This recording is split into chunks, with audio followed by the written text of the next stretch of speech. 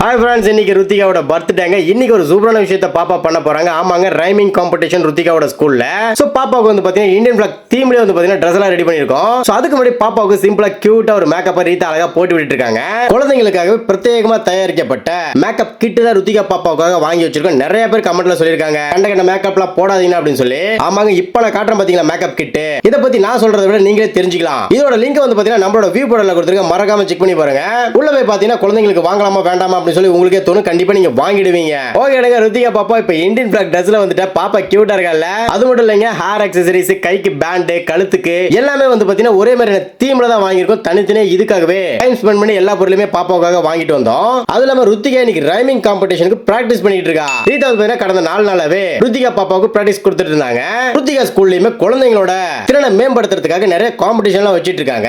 நாங்க வந்து ருத்திகாவை எல்லா காம்படிஷன்லயுமே கலந்துக்க வைப்போம். ஜெயிக்கிறாளோ தோக்கறாளோ அந்த பயம் போகணும். ஸ்டேஜ்ல நின்னு 4 பேர் மத்தியில நல்லா பேசணும். ரைமிங் காம்படிஷனுக்கு பாப்பாவுக்கு பிராக்டிஸ் கொடுக்கிறது இல்லாம ரீதா வந்து பாத்தீங்கன்னா ஹேண்ட்மேடாவே ருத்திகாவுக்கு இந்தியன் பிளாக்ல வந்து அழகா தர்மகோலி ரெடி பண்ணி கொடுத்திருக்காங்க.